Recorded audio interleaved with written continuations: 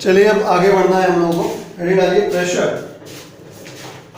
Pressure क्या होता है? प्रेशर के बारे में तो ऑब्वियसली आप लोग जानते ही हैं, लेकिन फिर भी ठीक है। अब देखिए, वैसे तो फोर्स अपॉन एरिया स्ट्रेस भी होता है और फोर्स अपॉन एरिया प्रेशर भी होता है, ठीक है। तो जब internal restoring force upon area किया जाता है तो वो स्ट्रेस कहलाता है। वो जो बाहर से हम फोर्स लगाते हैं पर यूनिट एरिया, वो क्या कहलाता है? प्रेशर कहलाता है, ठीक है। तो प्रेशर और स्ट्रेस में फर्क होता है, इस बात को ध्यान रखिएगा। तभी जब स्ट्रेस मैंने पढ़ाया था तो मैंने आपको स्पष्ट बताई थी ये बात, ठीक है। तो हेडिंग डाल दीजिए प्रेशर। देखिए, इन जनरल force acting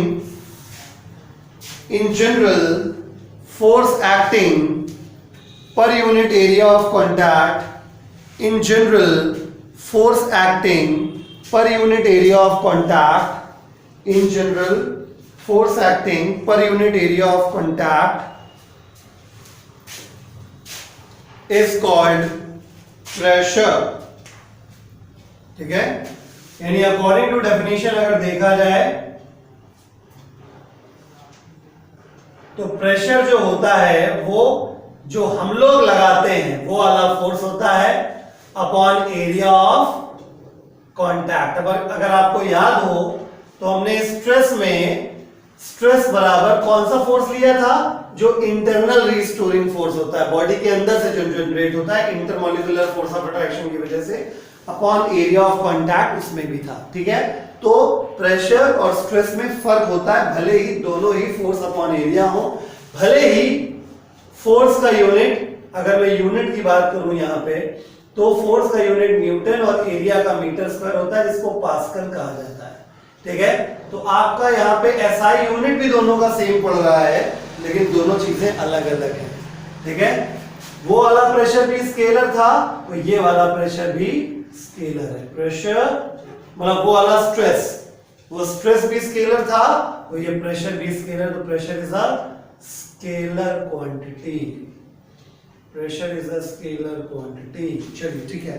अब हम लोग क्वेश्चन नंबर 27 करेंगे मेरी शीट में से, जो कि एनसीईआरटी का एग्जाम्पल है 10.1, ठीक है। एनसीईआरटी का एग्जाम्पल है 10.1, 10वें चैप्टर में पहला सवाल है। क्वेश्चन में लिखा है 2 थाई बोन्स, जिनको फीमर्स कहते हैं, comma each of cross sectional area 10 centimetre square support the upper part of human body of mass 40 kg, full stop. Estimate the average pressure sustained bye फीमर्स। जी का वैल्यू 10 मीटर पर second square दे रखा गया है। तो my dear, पहली बात तो जो टोटल वेट फीमर्स पे लगेगा, यानी टोटल फोर्स जो फीमर्स एक्सपीरियंस करेंगे वो शरीर के वेट के बराबर होगा। थाई बोन्स पे जो फोर्स काम करेगा वो शरीर का अपर पार्ट का वेट काम करता है, ठीक है। तो मैंने वही लिखा कि फोर्स जो होगा वो बॉडी के वेट के बराबर होगा। तो जो वेट है वो कितना है? 40 किलो का है। तो वेट का फॉर्मूला m इंटू जी होता है। m की वैल्यू 40 है, g की वैल्यू 10 है, यानी फोर्स की वैल्यू 400 न्यूटन आ गई, ठीक है। अब बात करते हैं एरिया ऑफ क्रॉस सेक्शन की।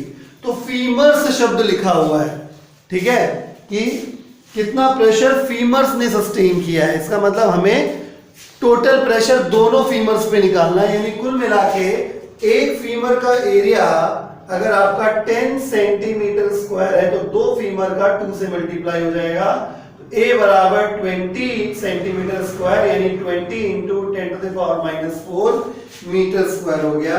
बाकी प्रेशर कैलकुलेट करना था, ठीक है। तो क्योंकि pressure equal to force upon area होता है, फोर्स भी निकाल चुके हैं 400 और एरिया भी निकाल चुके हैं 20 इंटू 10⁻⁴।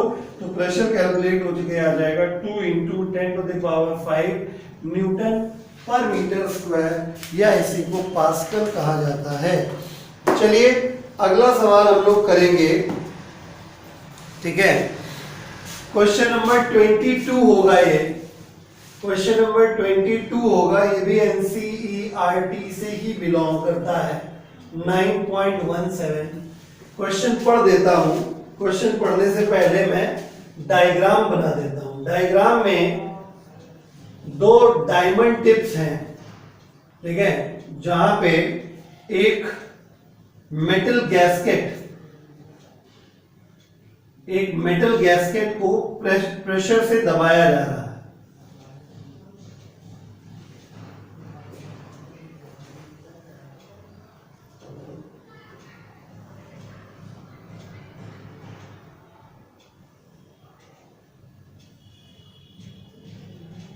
मेटल गैस्केट को प्रेशर से दबाया जा रहा है। ये मेटल गैस्केट है और ये डायमंड कोन्स हैं, मतलब इनका जो एज है वो काफी शार्प है। डायमंड कोन्स हैं ये। तो चलिए क्वेश्चन पढ़ देता हूं मैं। क्वेश्चन है एनविल्स made of single crystals of diamond, with the shape as shown in figure, are used to investigate the behavior of materials under very high pressure. Flat faces at the narrow ends of the anvil have a diameter of 0.5 mm. मतलब यहाँ पे जो ये sharp and है जहां पे gasket फंसा हुआ है, इस जगह पे जो डायमीटर है, इस जगह का जो डायमीटर है वो दिया गया है डायमीटर 0.5 mm. सॉरी, क्वेश्चन में आगे पढ़ता हूं। Have a diameter of 0.5 mm and the wire and the wide ends are subjected to a compressional force of 50,000 Newton. यानी जो वाइड एंड है वहां पे जो फोर्स एक्सर्ट किया गया है वो 50,000 न्यूटन एक्सर्ट किया गया है। First of what is the pressure at the tip of the anvil. ठीक है, क्वेश्चन जितना देखने में खतरनाक बनाया गया उतना ये है ही नहीं।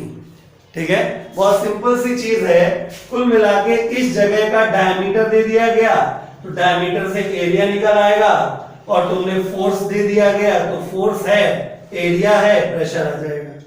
ठीक है, तो सिंपल, सबसे पहले मैं फोर्स लिख देता हूं। तो फोर्स आपको 50,000 क्वेश्चन में दे रखा गया है। ठीक है, एरिया का फॉर्मूला होता है पाई डी स्क्वायर बाय 4, जैसा कि हम पहले भी पढ़ा चुके हैं। अगर डायमीटर दिया गया तो डायमीटर, भाई ये सर्कुलर होगा, यहाँ फ्लैट आपको दिख जरूर रहा है बट इट इज सर्कुलर। ठीक है ना, इस प्रकार से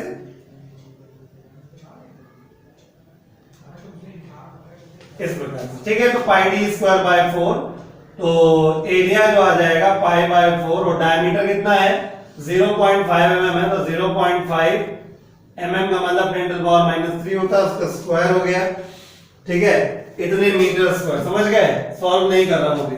तो फोर्स है अपने पास, एरिया है अपने पास, प्रेशर निकालना है। तो फॉर्मूला क्या होता है? Pressure equal to force upon area. तो प्रेशर इक्वल टू फोर्स कितना है 50,000, एरिया कितना है पाई बाय 4 इंटू 0.5 इंटू 10⁻³ का होल स्क्वायर। सॉल्व कर लेंगे तो प्रेशर की वैल्यू सॉल्व होके आ जाएगी 2.55 इंटू 10⁻11 न्यूटन पर मीटर स्क्वायर। ठीक है, कुछ लोग ये सोच सकते हैं सर नीचे वाले का क्या हुआ? ऊपर तो चलो आपने लगाया, नीचे वाले क्या? तो भैया नीचे वाला हिस्सा इसको सहारा देने के लिए, भाई किसी चीज को जब दबाते हैं प्रेशर लगा के ऊपर से, तो नीचे कोई ना कोई चीज सहारा देने के लिए होती है ना। तो यहाँ पे नीचे वाले एनविल का काम केवल एक सपोर्ट का काम कर रहा है, बाकी उसका कोई यूज नहीं है। इस नीचे वाले एनविल की जगह अगर केवल एक वो भी लगा दिया जाता है, फ्लैट सरफेस कोई बड़ा सा भी लगा दिया जाए तो भी आंसर में कोई फर्क ना पड़ता। आई बात समझ में? ठीक है, तो 59 क्वेश्चन हम लोग अब करेंगे हमारी शीट में। ये एनसीईआरटी का 10.5 है। ठीक है, 59 क्वेश्चन जो है वो हमारी शीट का है। ठीक है, और ये एनसीईआरटी से आता है। एनसीईआरटी का ये 10.5 10वें चैप्टर में 5वां सवाल है। क्वेश्चन में लिखा गया है a 50 kg girl wearing high heels shoes balances on single heel. ठीक है, the heel is circular with diameter 1.0 centimetre. First of what is the pressure exerted by the heel on the horizontal floor? Question mark. ठीक है, शायद question number change है, check करते हैं क्या है। हाँ जी, तो पता लगा कि ये 43 है मेरी शीट में, कोई बात नहीं, ठीक है। मुद्दा जो है वो ध्यान समझिए, एक लड़की है जिसका वजन 50 किलो है, वो हाई हील्स पहने हुए है और वो सिंगल हील पे खड़ी होना चाहती है।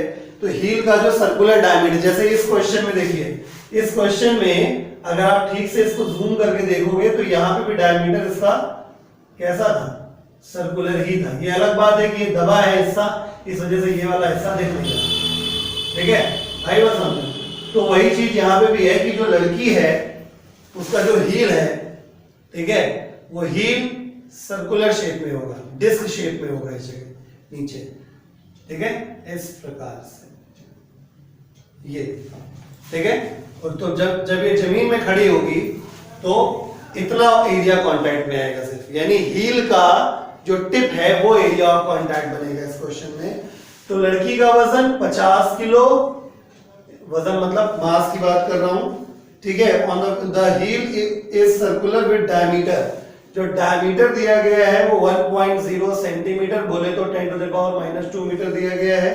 तो एरिया निकल आएगा बड़े आराम से, सेम वैसे ही क्वेश्चन जैसे ये है, डायमीटर दिया गया तो एरिया ऑफ कांटेक्ट, भाई हील का डायमीटर दिया है, ये दिया था डायमीटर, ठीक है। तो हमें एरिया ऑफ कांटेक्ट चाहिए था, तो area of contact area of heel है। एरिया ऑफ कांटेक्ट बेसिकली किसके बराबर है, एरिया ऑफ हील है, ठीक है, हील डबल ई, ठीक है। तो formula pi D square by 4 हो गया, समझ गए होंगे आप लोग, ठीक है। हाँ, तो एरिया की वैल्यू निकल आएगी, पाई पता है, 4 पता है और डी हमको दे दिया गया है। चलो पाई बाय 4 और डायमीटर लिख देता हूं 10 टू द पावर -2 का स्क्वायर, पे एरिया हो गया, मास हो गया। अच्छा, अब एक चीज देखिए, ये हील के ऊपर लड़की का पूरा वजन काम करेगा, जो फोर्स होगा वो लड़की के वेट के बराबर हो जाएगा, यानी इस क्वेश्चन में जो फोर्स का काम करने वाला है वो लड़की का वेट काम करने वाला है, क्योंकि लड़की एक हील पे खड़ी है, ठीक है। तो उसका जो वजन होगा वो पूरा एक हील पे काम करेगा। वेट का फॉर्मूला m into g हो जाएगा, F बराबर m, m 50 है, g की वैल्यू गिवन नहीं है, इस वजह से 9.8 हो गया है, ठीक है, इतने न्यूटन हो गया। तो नाउ अब आपके पास फोर्स भी है, आपके पास एरिया भी है, pressure equal to force upon area लगा दीजिए, ठीक है। अभी अगर इस क्वेश्चन में बोथ हील्स हो जाता तो हम एरिया में डबल कर देते, लेकिन ये सिंगल हील पे खड़ी हुई लड़की, इसलिए एक हील का एरिया लिया गया है। तो प्रेशर इक्वल टू फोर्स हो गया 50 into 9.8 और एरिया ऑफ क्रॉस सेक्शन हो गया pi by 4 into 10 to the power -2 का होल स्क्वायर, ठीक है। इसको सॉल्व कर लेंगे तो P का value 6.2 into 10 to the power 6 pascal यानी न्यूटन पर मीटर स्क्वायर आ जाएगा। चलिए अब हम बात करते हैं बल्क मॉडुलस की, ठीक है, बल्क मॉडुलस, ठीक है। इस पूरे चैप्टर में यंग मॉडुलस का मेजर पोर्शन होता है, बल्क मॉडुलस और मॉडुलस ऑफ रिजिडिटी छोटा सा ही है। तो बल्क मॉडुलस की बात हम कर रहे हैं। बल्क मॉडुलस क्या होता है, अगर मान लीजिए कंसीडर द सिचुएशन, हमारे पास कोई एक बॉडी है, कोई लिक्विड है, कोई गैस है, कुछ भी है, उसको हमने चारों तरफ से फोर्स लगाया, यानी अल्टीमेटली हमने उसको चारों तरफ से दबाया, ठीक है। तो हम लोग डायरेक्टली यहाँ पे फोर्स जो हमने लगाया पूरे जगह पे, तो फोर्स और पूरे सरफेस एरिया को ले लिया है, तो फोर्स अपॉन एरिया यानी हम प्रेशर की बात करते हैं, ठीक है। हमने बताया भी था कि जब इस प्रकार की जो स्ट्रेस होती है, जिसे कॉम्प्रेशनल स्ट्रेस या हमने नॉर्मल स्ट्रेस नाम दिया था, आपको याद हो, हमने पढ़ाया था। नॉर्मल स्ट्रेस क्या होती है, जब हम फोर्स इस तरीके से लगाते हैं कि उसका जो फोर्स होता है वो उसके सेंटर ऑफ कर्वेचर से पास होता है। तो ऐसी स्थिति में जब फोर्स लगता है, चार फोर्स नहीं लग रहा है, ये एक ही फोर्स है जो चारों तरफ से लग रहा है, ठीक है। और ये ए क्या है, ये पूरे सरफेस का एरिया है, ठीक है। तो जब हम यहाँ पे पूरा फोर्स अपॉन एरिया करते हैं तो हम डायरेक्टली फोर्स अपॉन एरिया यानी जो हमारा स्ट्रेस है, नॉर्मल स्ट्रेस, उसको हम लोग डायरेक्टली क्या लिखते हैं, पी लिखते हैं। तो ध्यान से सुनिए, मॉडुलस कोई भी हो उसका तरीका यही होता है, स्ट्रेस अपॉन स्ट्रेन, ठीक है ना। तो डेफिनेशन यही कहती है, अकॉर्डिंग टू डेफिनेशन, जो बल्क मॉडुलस होता है वो स्ट्रेस यानी फोर्स अपॉन एरिया, जिसको हम लोग प्रेशर लिखेंगे, ठीक है, अपॉन स्ट्रेन के बराबर होता है। स्ट्रेन क्या है, जब आप दबाओगे तो इसका वॉल्यूम कम हो जाएगा। तो पहले से अगर इसका वॉल्यूम V था और अब वॉल्यूम में कुछ कमी आ गई है, डेल्टा V हो गया है, ठीक है, तो क्या हो जाएगा, डेल्टा V अपॉन V हो जाएगा। ठीक है, बहुत ध्यान सुनिएगा। अब एक दिक्कत है, डेल्टा V की वैल्यू निगेटिव होगी। यस, डेल्टा V की वैल्यू नेगेटिव होगी। काहे नेगेटिव होगी, हमने उस दिन आपको डायमीटर वाले केस में पढ़ाया था, लेटरल स्ट्रेन वाले में, कि जब हम खींचते हैं तार तो डायमीटर कम हो जाता है, तो डेल्टा D जब निकालोगे तो क्या हो जाएगा, माइनस आएगा। वही चीज यहाँ पे क्या हो रहा है कि हम वॉल्यूम कम कर रहे हैं, तो डेल्टा V का मतलब समझा दे रहा हूं मैं, final volume minus initial volume हुआ, तो जब तुमने दबाया तो फाइनल वाला कम हो गया, वो जो पहले था वो ज्यादा था, तो ज्यादा वाला माइनस में, कम वाला प्लस में, कुल मिला के इसमें आएगा, नेगेटिव आएगा। आएगा समझ में? तो डेल्टा V की वैल्यू कैसे आती है, नेगेटिव में आती है। और डेल्टा V की नेगेटिव में आती है तो ठीक है, कोई बात नहीं, कोई समस्या नहीं मुझे। बट प्रॉब्लम ये है कि अगर आपने डेल्टा V की वैल्यू नेगेटिव में रखी तो आपका आंसर सॉल्व करने के बाद माइनस में आ जाएगा। भाई P प्लस में ही होता है, V प्लस में ही होता है, डेल्टा V माइनस में हो गया तो अल्टीमेटली आंसर किसमें आया, माइनस में। तो बल्क मॉडुलस का आंसर किसमें आया, माइनस में। तो कोई भी मॉडुलस कभी माइनस नहीं होता। ठीक है, young modulus, bulk modulus, share modulus, कोई मॉडुलस कभी भी माइनस नहीं होता, सब प्लस होते हैं। तो इस माइनस का प्लस बनाने के लिए हम एक एडिशनल माइनस का यहाँ क्या करते हैं, मल्टीप्लाई करते हैं। याद करिए जैसा हमने पॉइजन्स रेशियो में किया था। ठीक है, तो ये बल्क मॉडुलस का फॉर्मूला हो गया। ठीक है, यानी कुल मिला के दोबारा से हम रिकॉल कर दें अगर, तो हमारे पास कोई भी बॉडी या कोई भी लिक्विड या गैस था जिसका इनिशियल वॉल्यूम V था, हमने चारों तरफ से फोर्स लगाया, यानी चारों तरफ से हमने इसको दबाया, यानी चारों तरफ का जितना हमने फोर्स लिया और जितना चारों तरफ से एरिया है कांटेक्ट में उसका रेशियो किया, तो जो हमें प्राप्त हुआ वो क्या था, फोर्स, सॉरी, जो हमने फोर्स अपॉन एरिया करके जो हमें प्राप्त हुआ वो क्या है, प्रेशर। एक बात मैं और क्लियर कर दूं, ये प्रेशर कौन सा प्रेशर होता है, ये प्रेशर इंक्रीज इन प्रेशर होता है, ये एब्सोल्यूट प्रेशर नहीं है, क्योंकि परमानेंटली हर चीज पे थोड़ा ना थोड़ा प्रेशर तो लगता ही रहता है।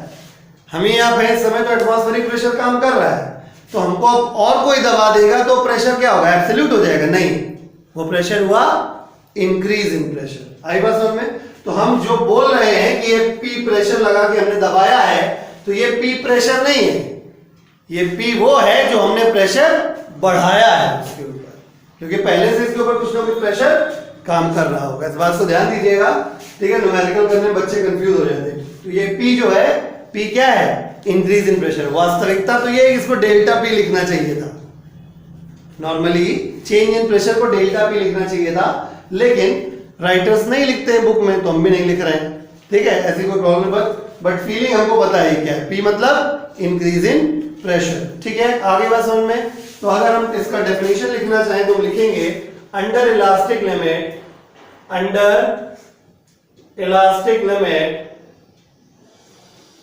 comma the ratio of normal stress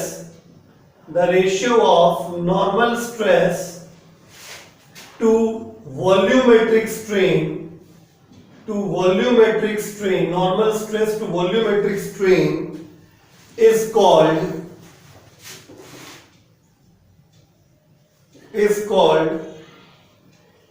bulk modulus, is called bulk modulus. ठीक है, ये हो गया।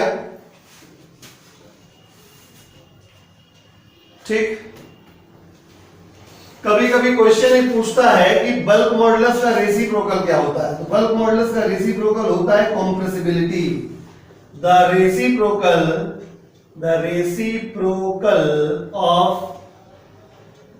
Bulk modulus is called compressibility कहते हैं इसको। ठीक है, इसका कोई सिंबल नहीं है। ठीक है, तो ये नोट कर लीजिए। तो चलिए अब क्वेश्चन नंबर 17 पढ़ेंगे हम लोग, जो कि एनसीईआरटी का 9.12 है। क्वेश्चन नंबर में भी चेंज हो सकता है मेरी शीट का, देख लीजिएगा यहाँ जो लोग बैठे हैं। Compute the bulk modulus of water from following data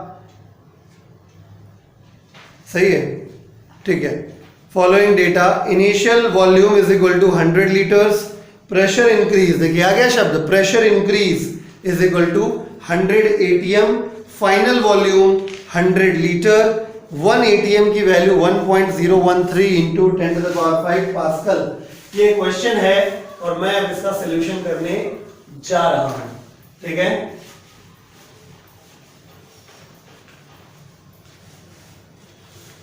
चलिए इतना ही रब कर लेते हैं, इतने में काम चल जाएगा। क्वेश्चन नंबर 17 है और ये एनसीईआरटी का 9.12 है।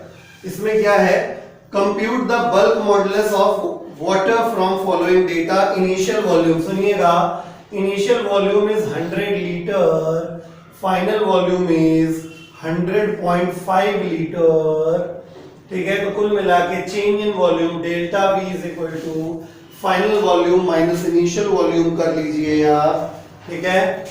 तो final volume minus initial volume कर लेंगे तो delta V is equal to final volume कितना हो गया 100.5, इसमें वॉल्यूम बढ़ा है ना, और ये क्या हो गया 100.0, ठीक, बात समझ में आ रही है आपको। तो delta V is equal to कितना हो गया 0.5 लीटर हो गया, बहुत अच्छी बात है। तो हमें क्या निकालना था, बल्क मॉडुलस निकालना था। प्रेशर इंक्रीज यानी P की वैल्यू 1 एटीएम 100 एटीएम दे दी है, 100 एटीएम दे दिया गया, मतलब प्रेशर का वैल्यू 100 इंटू 1 एटीएम का 1.013 इंटू 10⁵ पास्कल हो गया, यानी कुल मिला के प्रेशर की वैल्यू 1.013 इंटू 10⁷ पास्कल हो गया, ठीक है। तो अब बताइए बल्क मॉडुलस का फॉर्मूला क्या होता है, माइनस का P delta V upon V होता है।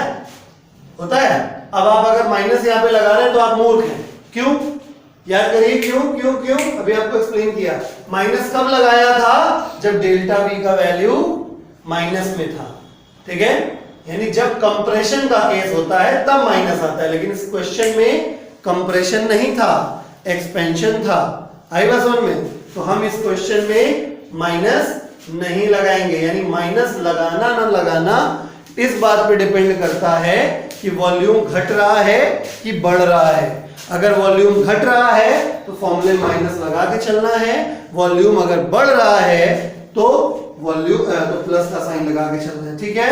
तो बल्क मॉडुलस की वैल्यू निकल आएगी, वैल्यू हम रख देंगे, प्रेशर की वैल्यू 1.013 इंटू 10⁷, डेल्टा V का वैल्यू हमने निकाल लिया 0.5 लीटर, इनिशियल वॉल्यूम हमारे पास है 100 लीटर। अब आप सोच रहे होंगे मैंने लीटर को कन्वर्ट क्यों नहीं किया, तो क्योंकि ऊपर भी लीटर नीचे भी लीटर, तो कन्वर्ट करने की जरूरत नहीं थी।